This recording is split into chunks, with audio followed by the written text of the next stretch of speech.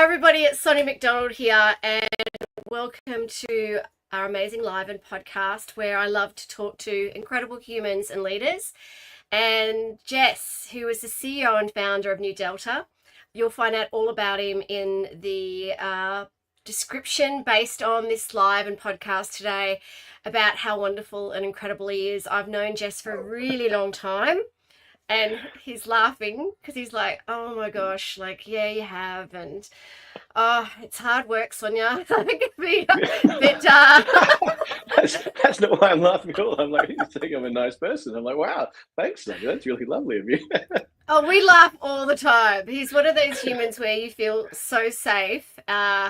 And he's been a really good friend, advisor, and he's incredible at what he does. I've referred him to a few of my clients, and they have just loved him and the transformation work that he does. So, welcome, Jess.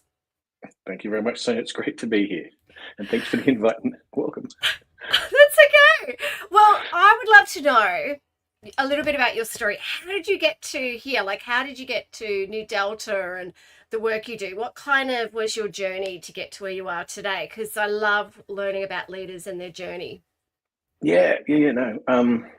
So first off, I guess I managed to arrive at the best job in the world, not by accident, but by choice. I originally was consulting for many different organizations, and I went down a track of chasing hard and fast numbers with the classic consulting firms and found that there was just that element of humanness missing from that.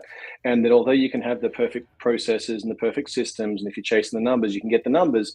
But then once the consultants leave, often there's that time where the people feel despondent, they don't carry it on, it gets dropped. And the next thing you know, everyone just goes back to the way they were. And so I then switched it up and I went to work for another organization that just did the coaching and the giving out the hugs, etc., and made sure that everybody, all the people were satisfied and taken care of, but they didn't fix any of the actual numbers stuff. And so I found that there was a gap in the market where people weren't looking and both.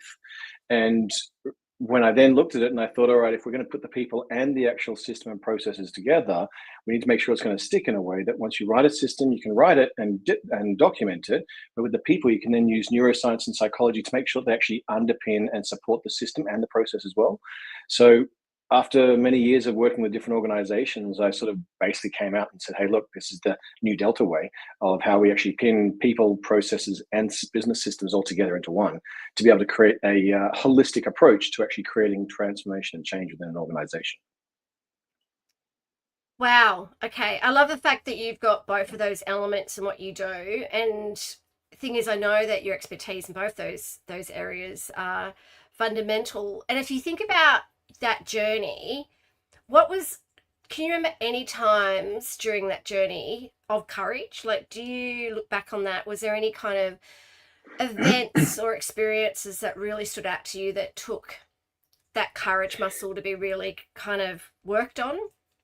Yeah, absolutely. And I think that was a number of, dare I say, organizations that I worked with that it must have been a pretty heavy friction to work with me in their organization when they focused on just that stream. Because although I was working with an organization that was numbers driven, I was like, we need to branch out across that. We need to actually offer something else to actually make this stick. And so for me personally, I often came up against colleagues or peers and said, this isn't actually serving the client. We're going to do these activities and tick these boxes, and we won't get the change that's actually required to actually make it stick. And so for me to be able to speak out against that culture at that time was difficult. It wasn't an easy thing to do, especially when everyone knew what they had to do and were just keen on staying in their lane, even at the behest of the client that actually wasn't going to add value. And they said, oh, we just keep doing this. And I was like, you know what? I just don't think that I can. It doesn't fit. It doesn't sit right with me to be able to just do the thing that isn't going to add value when I know we can do so much more. And I think that speaking out for me personally in those regards was what created that courageous leadership's moment that actually then people said to me, hey, you know what? This isn't about us. It's actually about you. And you need to go and do this if you're actually going to do it well. And we believe in you. We can't change what we do, but you need to go and do this for yourself. And so that's how New Delta started. And that was the piece for myself where I suddenly went, I never saw myself as being a step forward leader. I was always a supporting operations person who actually helped others to achieve and others to win. And then stepping into those roles and actually being forced just from my sort of compass, being able to go, I can't do this anymore. That was the leadership impetus that I needed to actually step out and do that. What do you think contributed to that? What do you think kind of was a turning point for you that you actually were stepping as a stepping forward leader? What do you think contributed to that? I, I think my mandate of unleash potential.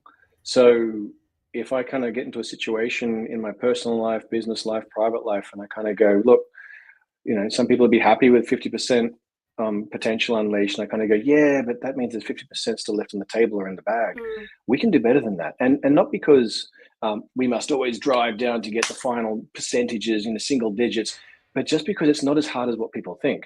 And I think that when I could witness that there was still so much value to be gained and gleaned out of any situation, that was the piece that I went, if you can do it and you can make it fun, if you can do it and so people actually want to be involved and they actually go, I'm inspired to take this next step with you, then it doesn't become an effort. It doesn't become arduous. And it's only when you get stuck in the actual edges of we don't do that thing that all of a sudden you kind of go, well, what if we did? What's the opportunity in that? And so I think for me personally, when I was sitting with those moments of we can do better and it's actually not that hard to do better. And if we bring the client with us, it's a win-win-win. Yeah. So that underlying frustration of knowing that it wasn't as hard as people think it is, it just takes the courage or the actual impetus to go, we're going to commit to it and we're going to do it. And it's going to be fun. If we get it wrong, we get it wrong, but we'll change track along the way to get it right later. Not having that fear around not doing it at all. So, what are some of the challenges that the clients that you have been working with for many years? What are some of those challenges that you feel in terms of the work and the courage and the leadership that you demonstrate? You've been able to turn that challenge into opportunities and success.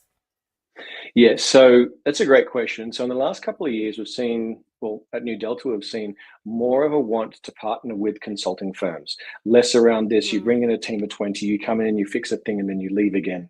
We've been co-creating with partners now for the last couple of years and coming in, setting up a team with them. So we'll have one or two people from New Delta and then like maybe 6 people from the actual client side. And although it Great. feels like it's a drain on the initial operations and the workflow, etc., most people, when they do that, they suddenly realize they go, actually, those people that you have are now adding more value than even when they were in their formative jobs. And so now they can actually do more. And so you actually that growth or training of organizations through their own people. And to be more specific around that, the real value that we see in that is actually encouraging people as individuals to actually step into their own sense of leadership. And similar to my journey and my story, is actually empowering people to say, hey, look, everybody is a leader at work and all of you can actually have a leadership role. You need to step into it. And uh, it's not like people are sitting there going, I don't want to. I think the overall opinion is that people are waiting to be told that they can. And I kind of go, that's very different from when you're sitting in a corporate organization and you go, I'm not sure if I can do this or not. And, well, I don't want to rock the boat, so I'll just keep doing the status quo. Whereas you flip that and you say, hey, what would it look like if you did challenge to actually rock the boat? And if you could step into that courageous place of actually leading through that space, what would your leadership style be? What would you say? How would you make that work? And I kind of believe that leadership is an art, not a science, and you need to bring Mm. your own je ne sais quoi to that actual artistic style, right? And so you'll never have two artists the same, but you Mm. want to be able to make sure that you're actually painting the art or doing the art that you actually want to create, so that you don't get to the end of 5 years and go, oh, I managed that entire division. I don't feel like I lived a single day actually truly being myself. I was actually Mm. doing everything that everybody else wanted and not being true to myself. And I think that's when senior leaders kind of get caught out in a way because they suddenly go, I don't believe in this role. I don't believe in the work and I don't actually know who my team are and they don't know me.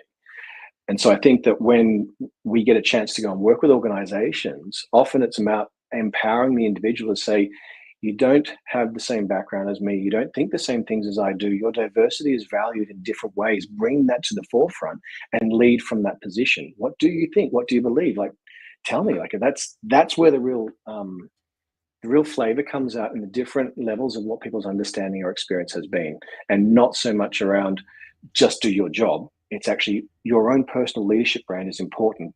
That's why you're here. People want to see that from you, like share, right? And I love the fact that you do go in there and you are empowering others, in terms of, because it is an art, leadership is an art. So For those CEOs out there, what's sort of like all those people out there that have businesses or companies and they're having those sleepless nights because of the problems they have, what sort of problems do you fix? Like what sort of problems can you solve for them? so, so it's um, varied. I mean, like we did a piece of work not so long ago where we said, what is it when we ask our clients what is it they're looking for, and if you had to Google what are the services that you want from us at New Delta, the phrases like "come fix my" was one phrase. Come, I don't know what you did at that organization, but you come and weave the magic over here as well, like these sorts of pieces. And I'm sort of like, okay, cool. And it sort of speaks, I guess, in a way to the nature of New Delta being, we create bespoke solutions to whatever people's requirements are. And so whether it's a operations issue or a finance issue or a process driven issue or maintenance or HSE, whatever the area is, we come and we actually work with people and processes in the business systems to actually create a solution to those. And most of the time, it's sort of like the the key question that we have to ask somebody is: are you wanting to deal with the symptom, or are you wanting to deal with the root cause? Because a lot of the times people say, "Hey, I've got this symptom. It looks like this." And I keep whack-a-moling the symptoms, and they keep turning into something different. And I'm like, "Yeah," because the root cause is actually next level down, and you can't solve the problem with the same level of thinking as what the solution is. You actually need to Yeah. step back, have a look at it, and actually sink into actually what are they actually driving for here. Otherwise, you end up just solving system actual complications the whole time, and not actually dealing with the root cause itself. So when people come and ask and work with us, often we'll come through and we'll say, "So we think you have this issue or this issue or this Mm. issue. Which one do you think it is? Because we need to create a solution with you." And we know how solutions work and we know how to build stuff, but ultimately we need to partner with you to be able to do it. We're not going to come in and go, "Oh, we now have our special hats on. We know more than you do." It's like, we don't. We actually come in as guests, as honored guests, to come and help and enable you to fix your organization. And it really is kind of like a thank you very much for having us here. We're not going to come in and tell you how it needs to be because we don't know your business. We haven't been here for the last 15, Yeah. 20 years. You do. And so there is a piece around in personal development when they sort of, you would have heard this, Sonia, when they say to you, "You are not your problems," right? Your problems are just passing through. And then when you go to business and you step into an organization and you meet a CEO and you go, "Okay, cool." It's actually the opposite. You are the problem. The problems are you. The reason why you have tax issues over here is because you never wanted to deal with the tax issues and you actually shied away from them. That's okay. But then know that you need to hire someone who's going to deal with that. The operations department was never your deal. You didn't like sales. It felt icky. That's okay. But then hire someone who it doesn't feel icky to. Hire someone that Mm. you actually believe in and trust to get them to resolve those issues. Because otherwise those issues end up sprouting up to the top and end up becoming a really ongoing issue that you don't pretend isn't there for like the next 2 years, 3 years until you can't get out of Yeah. it. Yeah, So it's it's so it's true. yeah, yeah, and it's one of those things where I think when you are a CEO, often you're making all these decisions and you have all the pressure on you to try and be the right person in every scenario and every situation. And often it's the not the first answer that comes out that's the right answer. It's the one that's underneath that you kind of go, "Oh, that's a bit risky. It's a bit kind of like not Mm. formed yet. It's actually a bit kind of more of a question than an answer." And then let your people lead. Because most of the time, that's when you kind of go, "I have an idea around this thing. I don't know how to make it work." And everyone goes, "I'll help you with that. Can I step Mm. in and be of assistance with that?" And all of a sudden, a problem shared is a problem halved. And when you have three Mm. people looking at it, all of a sudden you go, "Oh, well, I know the result that we need, but I've hired you beautiful people and you awesome individuals to come and fix this problem and to join me in these celebrations. How are we going to make this work?" And, in small businesses, it's often very much that first person, second person leading it. But in large organizations, it's also about trust your leadership team to actually do the hard work on this, like get them to step in and actually commit to what the outcomes could be, because they often have more of a finger on the pulse of what it could be with all the nuances. So empower Yeah, your it's so people. true. And I love that model and that way of working because we do a lot of cultural transformation. And a lot of the times, stakeholders or CEO will say to us, "Come and fix it. Like, just come in and just fix it." And I'm like, well, like, for us, we need to come in as the same as a guest. And we really need to work closely with your head of HR and your HR team, with the CEO, with the so we're there to support and advise, Mm, mm, but yeah, we're not. In the same with leadership development, it's you know, the amount of leadership development programs we've delivered, and it's, oh, did you fix them? Did you fix? yeah, No, like, when that's why it's like when I work with leaders, it's like, well, no, we need to also work with the exec team, and they need to know we have to be internal, external. So it's yeah, and it is the power of having, you know, and it's interesting. I always say this to people, especially when I work with managers that are, you know, or coaching them, like, they're not listening to us. I'm like, yeah, they'll listen to the auntie, right? So the auntie comes in, and yeah, it's like we're all saying the same thing, but sometimes they just need the other person to come in and advise them from a different yeah, lens, you know. yeah, yeah, It's, and yeah, it's we don't want to listen to the parents, but we want to listen to the yeah. uncle and auntie. Yeah. Yeah, which is so funny, right? Because often we'll go into an organization and you sort of say, okay, cool. We've been asked by the CEO to come and have a look at this problem. And then you speak to the people and you go, so what's going on here? And they give you all the answers and they say, this is, and you kind of go, oh, okay, great. Well, why don't you, like, what am I doing here then? You actually know these. Why don't you just tell the CEO? And they're like, Yeah. oh, she's not listening to us. And I'm like, oh, okay, well, hold on. What do you want me to do then? Can you put it in language, CEO language, so then the actual CEO can hear us, right?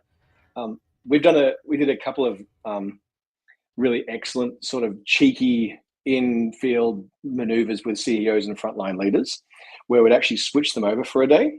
And the CEO's common catch cry would be something to the effect of, why these guys in the field don't just do the things that we've asked them to do?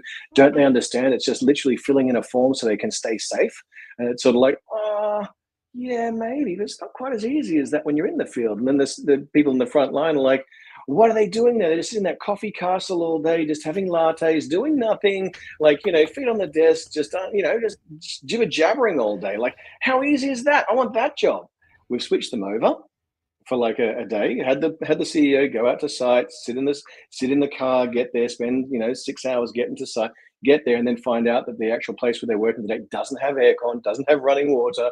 Like, the coffee cups, you have to rinse your own paper coffee cup because there's nothing replaced. Then they sit down and go, how do people work in this environment? Like, this is outrageous. Like, this is on my company, in my organization. This is Yeah. not acceptable. And the same for the frontline leader who gets in. He's like, oh, this shirt's just too tight. How do people wear this every day? And they're sitting there and they go, oh my God, the politics in this office is just unmanaged. I can't even deal with this. And you're like, okay, let's get you back in a room together. What do you think?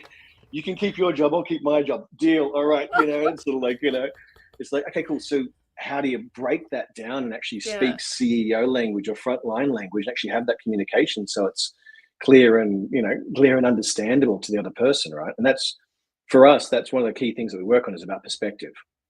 And so Yeah. when we come in and we look at Perspective. doing a change, it's actually about how do you create that perspective shift so then that way people are communicating at the same level and listening at the same level as well. Mm. So it's not just talking, here are our values, this is what we do, this is what it means. It's actually also hearing, I know how to apply those values in my workplace. I know what that means in my place of work. I know how to actually do my job given that this is the expectation. And I understand how that runs through top to bottom of the organization so we can all participate in those things. And it's sort of, they seem like really simple concepts, but then when you break it down and people get into their roles, they get so convoluted with the doing of the doing. And you go, Mm. but you're being the being. No, I'm not being the being. I think that perspective taking is just so fundamental, because even when I find, when we like working with leaders and then they're like, oh, like, why aren't our execs doing this, blah, blah, blah. And then when I see them years later and then they're like in these roles, they're like, oh, it's a lot tougher than I expected. I'm like, yeah, it's really easy to fling shit at someone when you don't actually know what it's like to be Yeah, in their shoes. So I think yeah, it's a great thing that you're doing around getting people to kind of step in each other's shoes. yeah. I love And that. we've both been in this game now, Sonia, long enough to sort of see people that we have coached and mentored at junior leadership roles now progress up through the ranks and actually become senior executive leaders themselves. And I kind of, we'll often joke about it behind scenes, I guess, sort of like, it's always easier when you don't have the crown on yourself, right? And the Yeah. pressure of having to make that decision.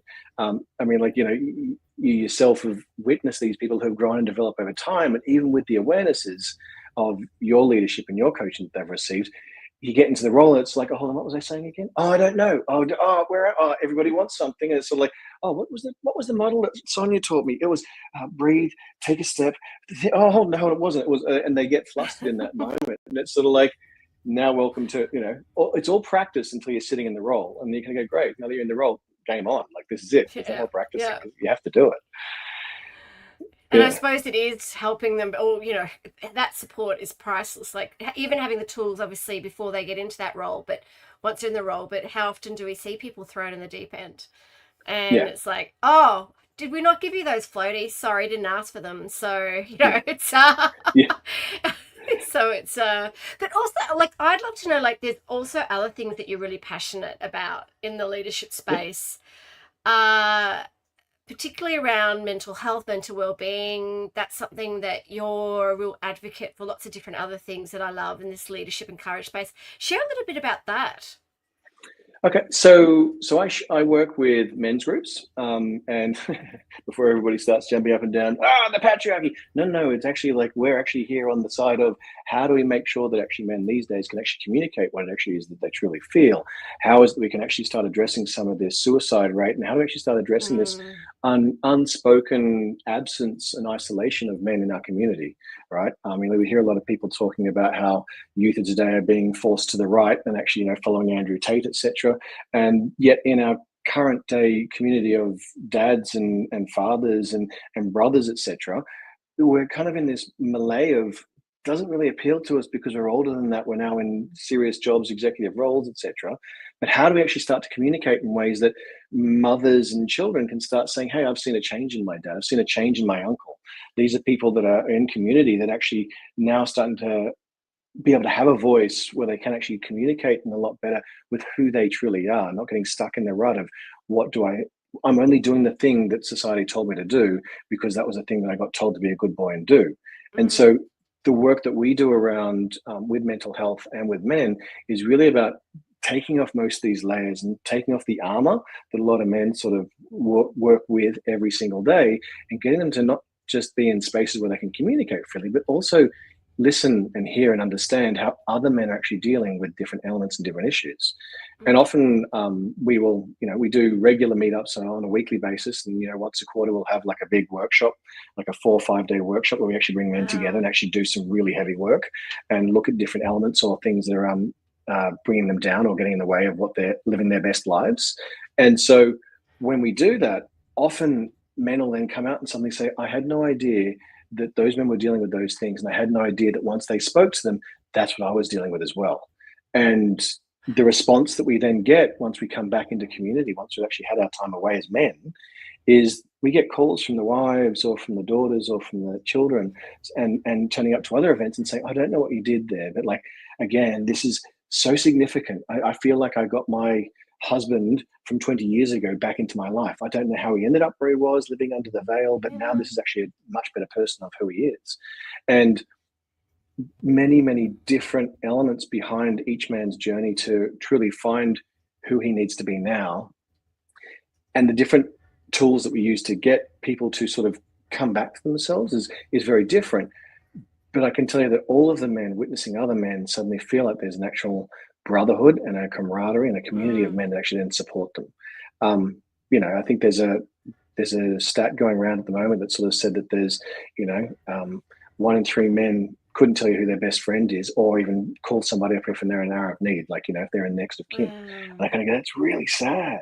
That's really sad. And why do you think we've got why is this? Well, I think we find ourselves right now, I believe, in a crossover of working lives. We've gone through an industrial revolution, we've gone through a technology revolution, and as knowledge workers, we're now stuck and caught somewhere between people who are digging ditches beside the road, and we've got people who are actually in organizations who are using their knowledge to be able to manage and create things, but at the end of the day, there's nothing there to show for it. And then you have people who are actually visionaries who are actually then leading other stuff and strategic elements, and there's nothing for them to come back to. And I'm not saying this isn't for women as well. And more so, it's actually as we blend the lines between roles, etc., between who can do what, who's able to do what, more and more it's becoming prevalent. But I think the biology of men is that we haven't been built over the last however many hundreds of thousands of years to be able to communicate in the same way. And I think that the utilization of men in this day and age is very different to what it was 20 years ago, which is very different again to what it was 50 years ago. Mm. And so when we think about how do we re-assimilate men and who they are and what they do from a biological level as well as an emotional and intelligence level back into society, there's not one single point where we all are. And there's a lot of great things, right? Like everyone goes, well, today we're here. And it's like, well, today you're here in this organization, but this organization that's just next door is actually over here. And then if you go to somewhere around the other world, their organization's over here. And there's not actually a single point. If you ask someone, are you sort of in the middle? Go, I'm normal. I'm normal in the middle. But you know that there's like a far left and a far right and where they are, but they don't sort of come back to the same point. And so everybody is in this different melting pot of different ideas and different emotions. And there's no one chronological timeline or space line that everybody's on the spectrum, but there's nobody that's actually like, okay, this is the way it has to be now. And everyone's learning to get to a different place or a different space, be it depending on how they were raised from their parents or which universities they went to or schools or, areas they grew up in.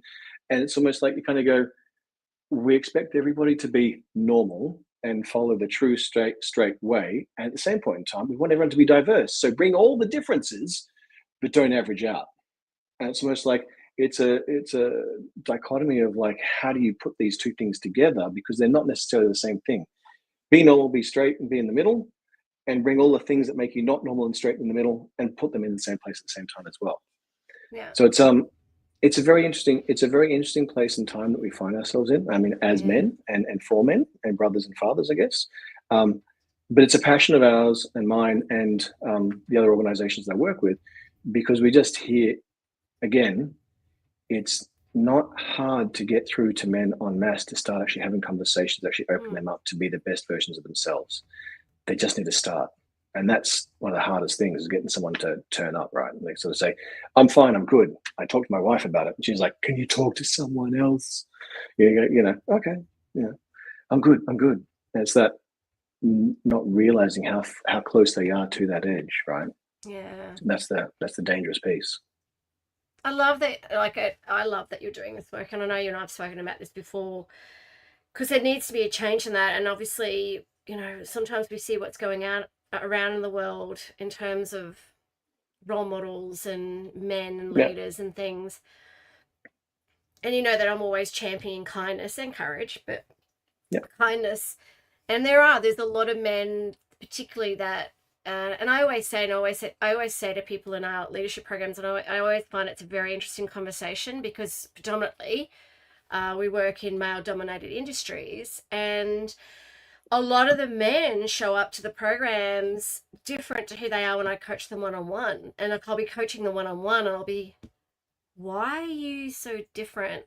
And they're like, well, that's how I have to be. I have to be like that within the room or on site. I have to be really aggressive. I have to be like really a man's man. And I'm like, but you're actually really sensitive and you've got lots of empathy and kindness about you. Oh, no, I can't show that vulnerability, or I can't show. And it's, but, and I've run programs where it's been all men, and I've shown up and they're like, oh, Sonia's like, I've got the kindness banner and the empathy banner. And I just push them. And then it's amazing seeing the fact that female energy in the room does bring out, and it doesn't have to be, it can be male or female, but someone that actually wants to bring out the human side of, regardless of gender, the humanness, all the authenticity of, and the thing is, and in saying that, it's, obviously I run a lot of different things, but having those men together sharing and connecting, you can't put a price on that. That's what,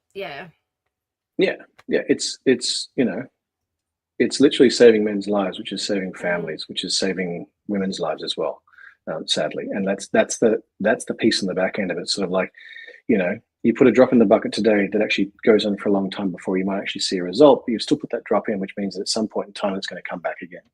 And that forever drop that everyone's putting in to try and improve or to get these places for these men what's making a difference, I think, and definitely for the men that we're actually working with. I mean, I remember when many moons ago now, 20, 25 years ago, I was working in coal, and I had an office in on site, and I had a box of tissues on the desk, and everyone was like, "What's the tissues for?" I was like, "Oh, I don't know, just in case." And it was within the first week, I went through 3 boxes of tissues because every time a man would come in, I'd say, "Okay, cool, come in, sit down, let's have a chat." Okay, cool, great. What? Oh, hold on. Yeah, I get all that. That's all the noise of what's day to day. What's really going on? Because you seem really frustrated and angry about something here. What is that? And the next thing you know, blah, blah, blah. And it's like, oh wow, okay, well here's a tissue. And it was like 4 boxes, 3 boxes of tissues later. It Mm. was like, how come there's not a space for this? Why is there not an actual, everybody knows that this is we've got prayer rooms and we've got parent rooms. How come there's Mm. not just a mental breakdown room where you can go in and scream at the walls Yeah. and have a cry and then come out again? It's like, these are natural things. And I think that's one of the things about being courageous in leadership this day and age, is to not necessarily bring not necessarily bringing all of yourself to work, because that's not always appropriate, but being able to bring your humanness to work in a way that you're allowed to laugh, you're allowed to cry, you're allowed to, be truly, human at work, and allowing other people to do the same, so that you don't get caught into this trying to catch your breath the whole time in case you sneeze or in case you laugh or out of turn, or, especially for men, if you show emotion, if you show empathy, it's almost like, it's a very difficult thing to overcome if you're in a circumstance where it's like you get called weak, or, empathy equals weakness rather than Mm. empathy equals understanding and power, because now you know what people need. It's sort of like, it's a very counterintuitive piece there.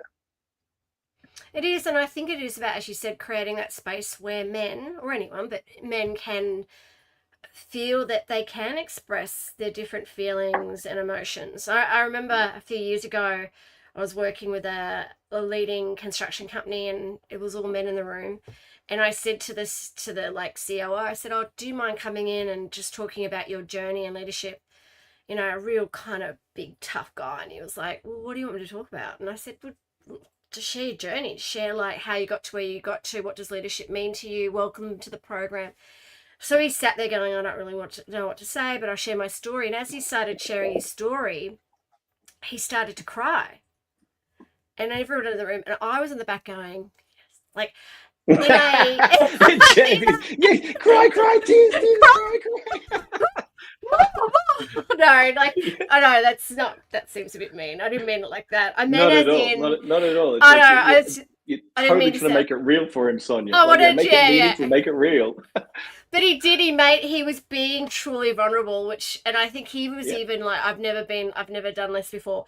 He left, yeah, 3 men on the program started crying. So then they started yeah, sharing, and then the group just went, I could tell immediately it was that permission. Like it was that, yeah, oh, okay, I was like sitting here going, oh, am I going to get judged? Or I've got all these other men in the room and we're going through this. Like, it's scary, right? It's fear, but that's yeah, courage, right? Like, as soon as he showed his vulnerability, everyone went, oh, crap. And then over 9 months, it's just having a space where, and particularly I think for men, because they show up to my leadership programs very stoic, and I yeah. know the answer and I know the solution. I remember one senior project engineer came to one of the programs. He goes, "Oh, my wife thinks I'm a legend at the moment," and I said, "Oh, tell me why." And I had coached them this, and he said, well, I came home, and normally my wife goes, blah, blah, blah, blah, and I looked at her and I go, this is what you need to do. And she goes, I don't want you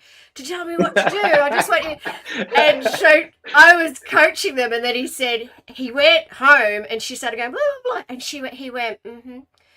Do you want me to listen, or would you like me to give you some advice? And she was like, oh, just listen. He goes, I will. And now he's like, oh, I feel like this like super husband now. Like I'm just like, and so it's just helping men be the best versions of themselves. That's what I love Yeah, about what you do. yeah. So so if people wanted to really find out about all this amazing work that you do, with your men's group, but also with New Delta, how could they find out about you? How can they reach out Um, to you? So LinkedIn is a great resource. Use that. We also Yeah. have a website as well for newdelta.com.au. You could reach out on that. Otherwise, there are the One Man Collective is one of the men's groups that I work with as well. You can reach out to us through that as well. And also then there's the Mankind Project Australia, which you can find online as well. And so these are all Oh. different groups that you can contact through. And there's a lot of different other men's groups out there as well. And anything is better than nothing. But I think it's like anything, you have to find something that actually works for you. And there are different styles, different types of men's groups. Some of them are it's very archetypal driven. So some of them are very warrior energy, some of them are very king energy, some of them are very lover energy. And so they sort of go through these different elements of who's the peer group that you want to be a part of. And sometimes there is like a group that's like got maybe, I don't know, 25 different tradies in there. And then you go to another group and it's got like, maybe 25 different senior executives. And you sort of look at them and you go, I know all of you from sitting on the other boards. How did we all find ourselves in the room here too? Oh, really? This is something that people do now? And it's, I think in some ways, it's almost like even in talking about it or going to groups, even just saying, just go try it out, see what it's like. You normalize the fact that these circles are actually happening. I think the other thing that I'd sort of also talk about is that this year coming up, there's Movember. And I think as part of that, we're going to put a special out to all heavy industry partners to sort of see if we can come and do men's circles in their buildings or with their men to be able to do that. And that's totally pro bono, etc. But actually, do you want to go and hold these circles to show men what it's like to actually be in those spaces? I love that. Because that's totally what is required, and being able to sort of say, this is what it looks like. We can normalize this, which means we can actually normalize mental health, which means we can normalize conversations around that, and actually get back to, as you say, men being the better versions of themselves. Not this, you only go and see a doctor if you're broken. Kind of get that, the billboard that says this year, 9 in 10 men will die from not seeing a doctor, and underneath someone had written, no, we won't. It's sort of like, stubbornness, here we are. But it's almost a matter of how do we get that place where men can actually feel normal, actually having conversations around what's actually truly happening for them, who are they truly yearning to be, and some of them don't even know. Websites, LinkedIn, and the company websites as well. So all those are great resources if you want to reach out, and happy to divert and reconnect you with other men in different areas, even if we're not in Australia or on the east coast of Australia. So happy to do that. Yeah, so you just have to, search for Jess Newing on LinkedIn. If you need any help with your initiative that you're going to be doing in November, please reach out, because we'd be more than happy to help, particularly with a lot of the different industries and clients we work with as well that are very male dominated. So any support we can give you on that would be great. But before you jump off, if you had a time machine and if you could go back to your younger self, what would you say to your younger self?